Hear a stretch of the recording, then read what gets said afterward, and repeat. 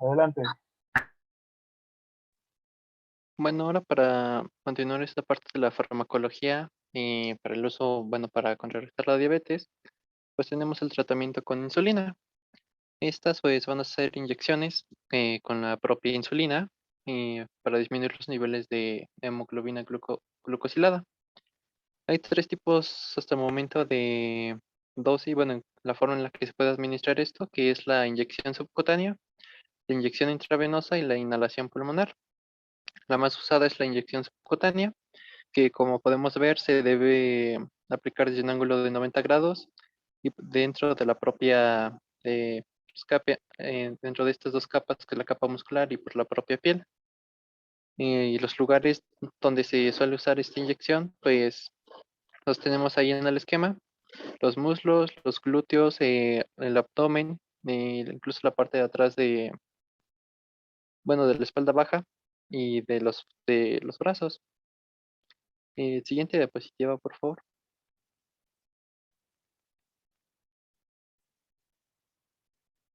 Ay, no, eh, era la otra.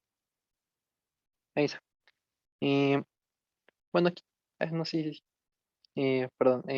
Aquí tenemos todos los tipos de insulinas, bueno, al menos la más usada. Y podemos encontrar que, bueno, ahí en círculos rojos puse las que son insulinas humanas y todas las demás son son derivadas son análogos de insulina. En este caso, pues la insulina humana, pues tenemos la rápida, también llamada normal o cristalina, y su periodo de acción es de media hora a una hora, pico máximo de 2 a 3 horas, y dura hasta 8 horas.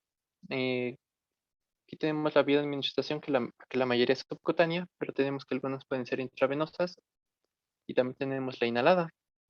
Eh, Luego tenemos la sección de las ultra rápidas, que estas ya son análogos de insulinas, es decir, que son insulinas pero que tienen una estructura modificada para variar estos tiempos de acción o sus efectos. Y tenemos la Lispro, la Aspart y la inhalada en polvo, como las ultra rápidas. ¿Por qué? Porque actúan en un periodo menor, aproximado dentro de la media hora, aún más que la rápida.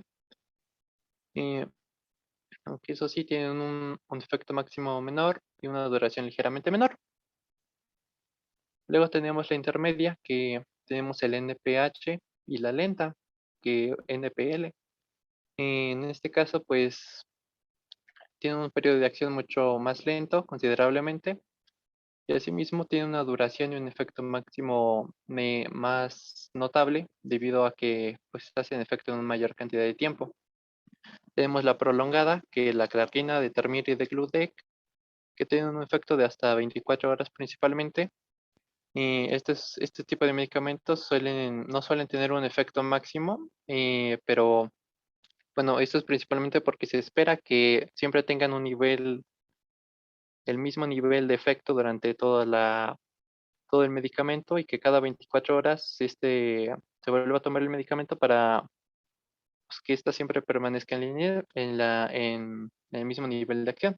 Más adelante va a haber bueno, una pequeña gráfica para ejemplificarlo. Y luego tenemos las premezcladas o las mezcladas. Estas son insulinas que van a tener pues partes de otros tipos de insulinas y que van a modificar en parte sus efectos. Aquí tenemos la combinación 70-30 de NPH irregular y NPL, que es la lispro y protamina, la insulina 70-30 de asparprotamina, luego no es exactamente casi lo mismo, por una mayor duración. Y bueno, y luego tenemos la de Gludec 70-30.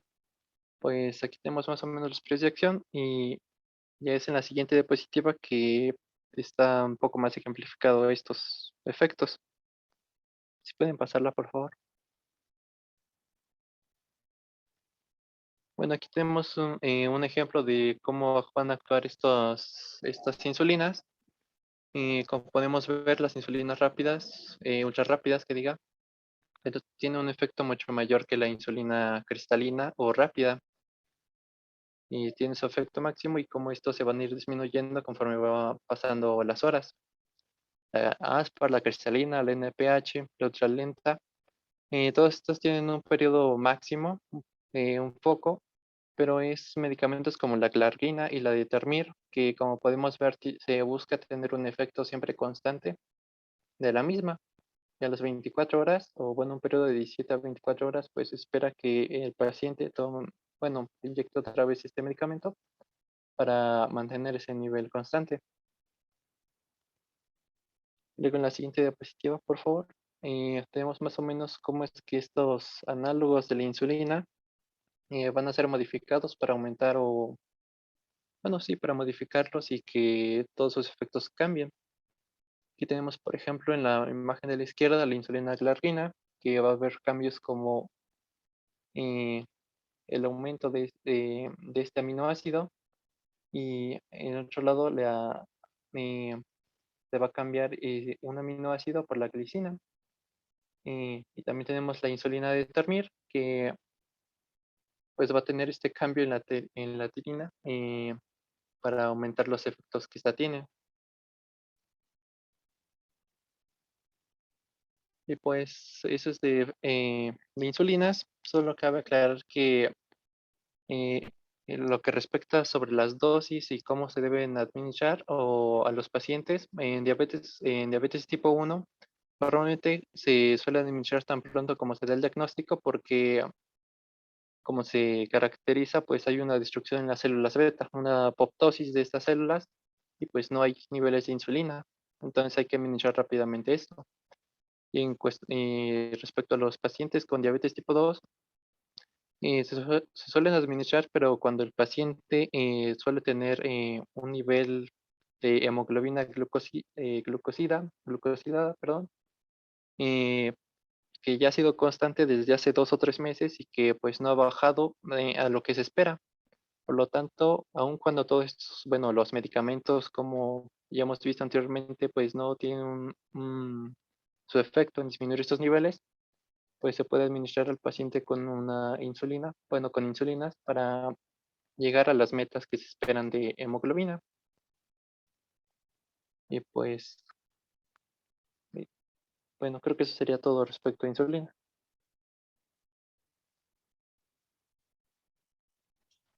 ¿Cuáles son las indicaciones del uso de insulina, doctor?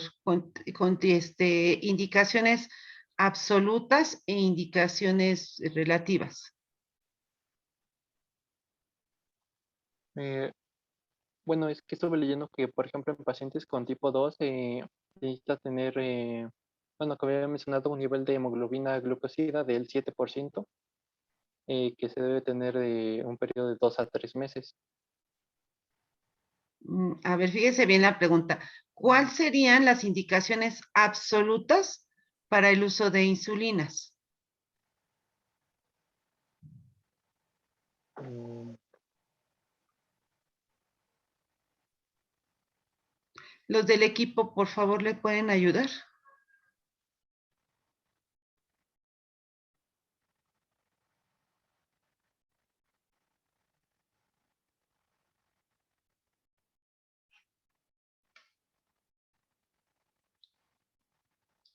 René, ¿es usted del equipo? No, doctora, pero Ok, tengo una idea. a ver, ayúdele, por favor. Sí, bueno, las indicaciones absolutas consistirían bueno, cuando nuestro paciente no ha podido bajar estos niveles de glucosa elevados en sangre. Que falla el tratamiento. Absolutas, ¿cuál sería indicaciones absolutas? Ángela, por favor. Pues sería en diabetes mellitus tipo 1 y en pacientes con diabetes mellitus tipo 2, pero mal controlada y que durante al menos de 3 meses de tratamiento con, eh, con antidiabéticos no ha bajado sus niveles de glucosa. También en contraindicaciones donde no se pueden usar estos antidiabéticos como en el embarazo y en diabetes gestacional y en pacientes con síndrome hiperosmolar o cetoacidosis. Muy bien, Ángela, perfecto. Exactamente como lo dijo su compañera Ángela, sí, las indicaciones absolutas en diabetes mellitus tipo 1, diabetes gestacional, cetoacidosis diabética y coma hiperosmolar. En pacientes con diabetes tipo 2, en aquellos pacientes que van a ser sometidos a una cirugía, que tengan algún proceso infeccioso, pancreatitis o que tenga evidencia de catabolismo. Es decir, que nuestro paciente esté con una pérdida de peso importante, entonces tenemos que iniciar manejo con insulina. Muy bien. René, ¿cuál es la dosis inicial para la insulina en pacientes con diabetes tipo 2? Tengo entendido que solo se administra una ampolleta. La dosis. Bueno, eso no lo sabría decir, doctora. Lo que usted acaba de mencionar es algo muy grave. Una ampolleta no vienen en dosis individuales, son frascos y vienen con dosis hasta por un mes, dependiendo la cantidad del medicamento que utilice. Algunos vienen en presentaciones en plumas y ya ahí ya viene también con dosis establecidas. Sin embargo, tenemos que nosotros calcularle la dosis de la insulina. Entonces, para los pacientes con diabetes tipo 2, la dosis inicial de insulina basal lo vamos a indicar de 0.1 a 0.2 unidades por kilo por dosis. Es decir, si mi paciente pesa 70 kilos, y yo se lo voy a indicar a 0.2 cuál sería la dosis que yo le estaría administrando de insulina basal. René. ¿Será la de 0.2 unidades? Pero ¿cuál sería la dosis que usted le indicaría a su paciente? Si la dosis usted se la tiene que calcular a 0.2, a ver, saquen todo su calculadora, por favor. 14 unidades. Exactamente. Esa es la dosis que ustedes le van a iniciar a un paciente que pesa 70 kilos de insulina basal. Ya usted ya mencionó cuáles son las insulinas y su vida media. Y si fuera un paciente con diabetes tipo 1, la dosis cambia. La dosis en términos generales va desde 0.5 a 1 unidad por kilo por día. Y esa dosis la vamos a tener que dividir en la mañana, en la tarde, en la noche y en bolos, porque recuerden que los pacientes con diabetes tipo 1 no están funcionando sus células beta del páncreas. Entonces, en estos pacientes todavía tenemos una reserva de células beta y todavía están funcionando. Entonces, la indicación de la insulina basal es menor que en los pacientes con diabetes tipo 1. ¿De acuerdo? Ahora, también podemos indicar bolos de insulina antes de cada alimento en los pacientes con diabetes tipo 2. Estos bolos de insulina aproximadamente se da el 10% del total de la dosis basal, ¿sí? En cada una de los alimentos. Antes de que ellos empiecen a consumir un alimento, se le debe de administrar su dosis de insulina rápida o ultra rápida. ¿De acuerdo? Bien, ¿dudas de insulina, doctores?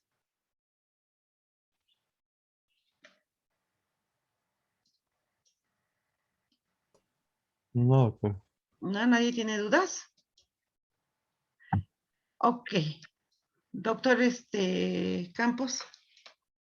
Sí, bueno, en este caso de lo importante de las insulinas, eh, es importante tener en cuenta cuáles son ultra rápidas, cuáles son de acción intermedia, cuáles son de acción prolongada, porque la gráfica que nos mostraban hace un rato muestra en este caso el inicio de acción, el pico y la vida media aproximada, ¿no? Si se dan cuenta, por ejemplo, las insulinas que son rápidas o de acción tanto de acción ultra rápida como de acción rápida tienen un pico, un pico máximo, ¿no? Y su duración es corta.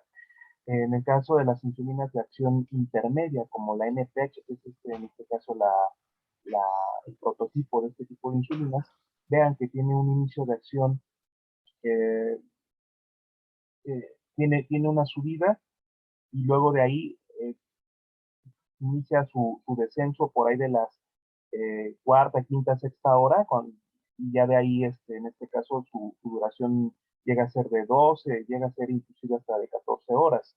Y en el caso de las insulinas de acción prolongada, como la glargina, como la fenil, ahí sí se dan cuenta, no genera un pico, sino se va en meseta, ¿no? Ahí tiene una elevación y de ahí se va en meseta. Lo peculiar de las insulinas de acción prolongada es que solamente se administran una sola vez al día y mantienen los niveles de glucosa, o bueno, en este caso, al comportarse como una meseta, bueno, se va a mantener estable durante todo el día. Bueno, en realidad la duración de estas insulinas no es tanto de 24 horas, es un poco menos, 20, 22 horas, pero al final de cuentas llegan a cubrir prácticamente las 24 horas del día. Aquí, ¿cuál es el detalle? Que este tipo de insulina, para darla en un paciente con diabetes, es importante que el paciente esté muy bien controlado, que sea muy disciplinado con dieta y con ejercicio, porque si se descontrola y tiene por ejemplo, si llegara a tener un atracón de comida o llegar a consumir alimentos que le suben los niveles de glucosa, ¿no? Con alimentos que sean índice glucémico alto, pues ya no va a cubrir ese pico de glucosa, ya no va a cubrir esa meseta, ¿no? Esa meseta que estamos viendo. Entonces, es muy importante por eso individualizar a los pacientes. A no todos les va a venir muy bien esta insulina glargina, a lo mejor algunos van a necesitar NPH o a lo mejor algunos que tengan niveles de glucosa de ayuno por encima de 200, por ejemplo, a lo mejor van a necesitar el refuerzo con una insulina de acción rápida. Entonces, por eso, insisto, hay que individualizar a los pacientes. Ahora, esto de las indicaciones absolutas y relativas que comenta la doctora, es muy importante que se lo sepan, muchachos. Es pilar. Esta enfermedad es una de las enfermedades pilares, no solamente de esta materia, sino de toda su vida, de toda su carrera. Entonces, pacientes diabéticos tipo 1 de entrada, insulina. Pacientes con diabetes gestacional o mujeres que sean diabéticas, pero que se hayan decidido embarazar, vamos a cambiarle el tratamiento de insulina. Si mi paciente, por ejemplo, es diabética tipo 2 y se decide embarazar, y si su tratamiento de base, por decir, era metformina con un inhibidor de DPP4, durante el embarazo le cambio insulina. ¿Por qué? Porque las insulinas no atraviesan la barrera placentaria, son seguras en el embarazo. ¿Vale? O una paciente que tenga diabetes estacional, es decir, no es lo mismo hablar de diabetes, paciente embarazada con diabetes, que diabetes estacional. La diabetes estacional es una situación en la cual se presenta diabetes, pero durante el embarazo, ¿no? A causa del embarazo. Entonces, pacientes con diabetes estacional hay que darles insulina. También decía la doctora, cetoacidosis, estado hiperosmolar o cetoacidosis diabética, hay que darles insulina, ¿sale? Sobre todo, como es una urgencia médica, hay que darles insulina de acción rápida. Pacientes que se hospitalicen por una cirugía, que estén hospitalizados por alguna infección, una neumonía, una infección urinaria, que yo tenga como médico que hospitalizar a mi paciente, le voy a cambiar insulina. Entonces, ese tipo de indicaciones hay que aprenderlas muy bien, ¿vale? Otro tipo de indicaciones que ya no serían tan absolutas, ¿no? Decían, pues si mi paciente tiene unos niveles de glucemia de ayuno descontroladas de más de 200 en forma repetitiva, pues a lo mejor yo consideraré en este caso el utilizar insulina o niveles de hemoglobina glucosilada por encima de tales cifras, a lo mejor también podré considerarlo, ¿no? Pacientes con insuficiencia renal, ya en grado avanzado, también es importante valorar el usar insulina. ¿Por qué? Porque los fármacos, muchos de los fármacos que vimos en la sesión anterior, su eliminación y su metabolismo es hepático y renal. Entonces, si mi paciente ya no está teniendo una función renal adecuada, ya no le conviene que yo le dé fármacos hipoglucemiantes, a lo mejor a él ya le convendrá darle insulina. Entonces, hay que tomar mucho en cuenta esto. Ahora, algo que no se mencionó en la exposición y que sí se los puse en Classroom, que lo mencionarán, es la cuestión de efectos adversos. En este caso, los efectos adversos más frecuentes que se ven con el uso de insulinas. El más frecuente y el más grave, muchachos, es la hipoglucemia, que no nos quepa la menor duda, ¿vale? La hipoglucemia, que bueno, eso va a formar parte de las complicaciones agudas, y una de las causas de hipoglucemia va a ser precisamente esto, el uso de insulina. Más si yo o me excedo en la dosis de insulina, o si yo le administro, o si mi paciente se administra la insulina, pero no come. Entonces, la insulina, acuérdense que va a generar expresión del GLUT4 y va a meter glucosa a las células. Entonces, si mi paciente no desayuna o no come, se administra insulina, les va a caer en hipoglucemia, júrenlo y perjúrenlo. Es una de las causas más frecuentes de hipoglucemia en pacientes diabéticos, ¿vale? O si mi dosis de insulina está en exceso, puede caer en hipoglucemia. Entonces, ese es el primer efecto adverso de uso de insulina.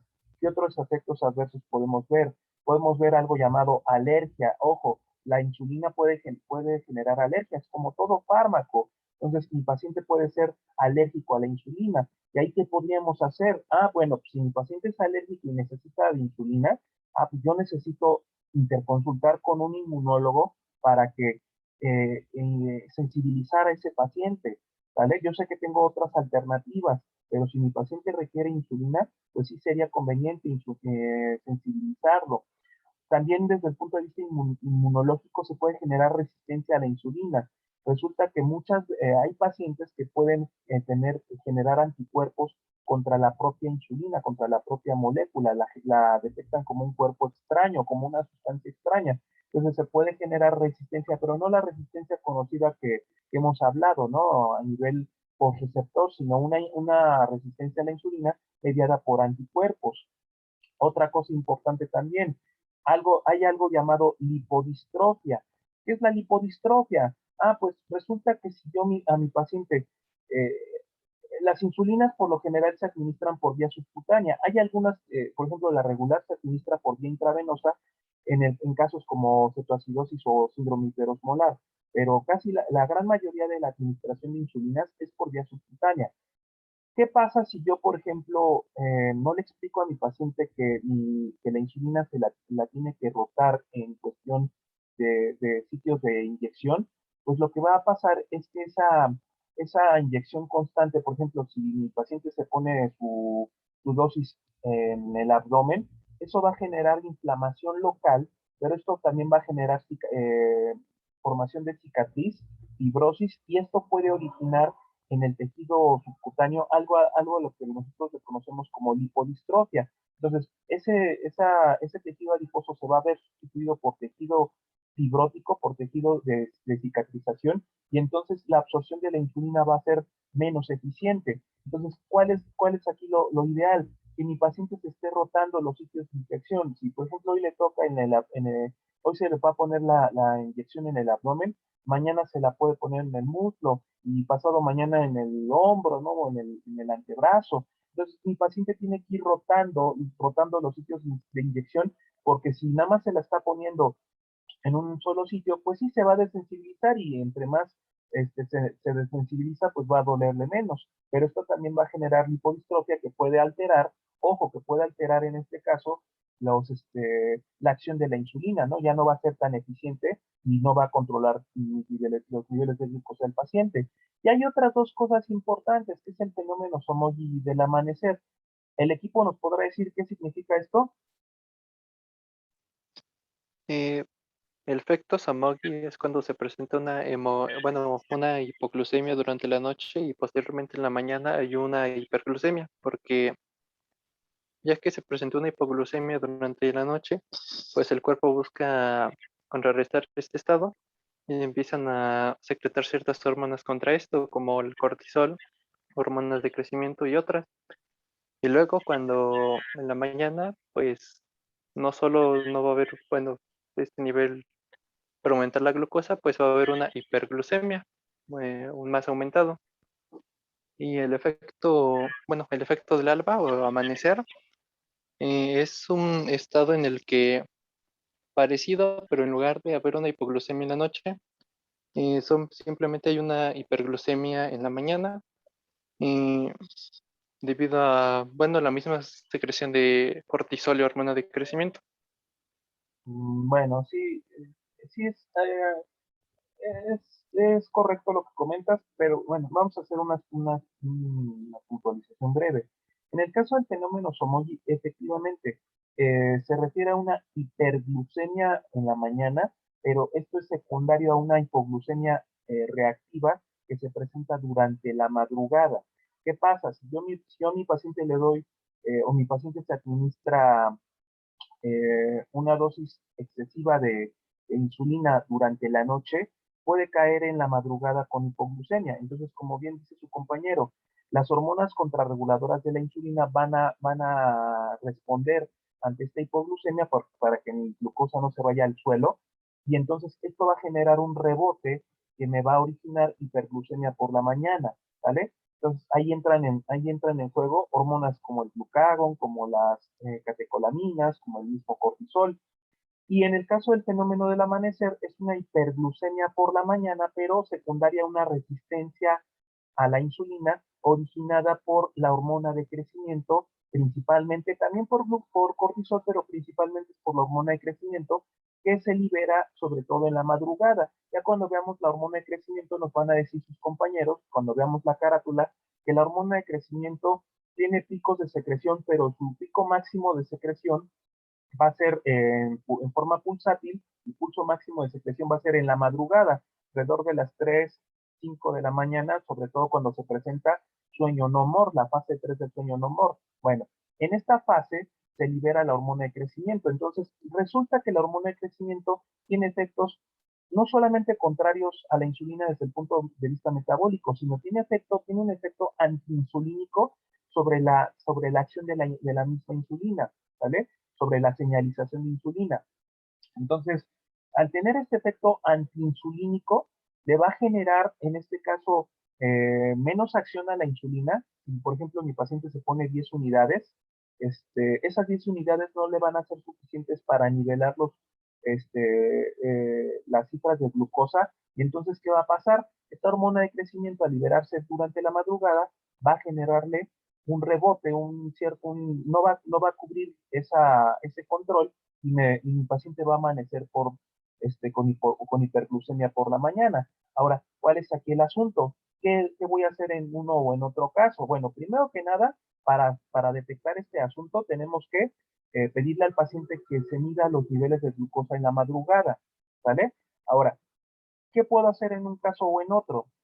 En el caso del fenómeno de Somogy, lo que puedo hacer es disminuir la dosis de insulina o agregar una colación, ¿vale? ¿Por qué? Porque la colación va a darle un plus de glucosa para que no se me vaya esa glucosa al suelo. En el caso del fenómeno del amanecer, lo que sí tengo que hacer aquí es aumentar la dosis de insulina porque para contrarrestar el efecto antiinsulínico de la hormona de crecimiento. Entonces, en el Somogy se disminuye la dosis de insulina para evitar la hipoglucemia reactiva o agregar una colación antes de dormir. Y en el caso del fenómeno del amanecer, voy a aumentar los niveles, las dosis de insulina para contrarrestar ese efecto que genera la hormona de crecimiento de tipo antiinsulínico. ¿Sí queda claro? Sí, doctor. Sí, doctor. Vale, pues. ¿Cuánto tiempo nos queda? 1 minuto, doctor. Se va a volver a cerrar otra vez Nada más me deja 40 minutos. Bueno, Ya nada más queda un minuto. voy a detener aquí la grabación en este momento porque ya casi nos vamos, casi nos salimos. Volvemos a ingresar y damos una puntualización final No sé cuánto tiempo tengamos, pero bueno, voy a detener la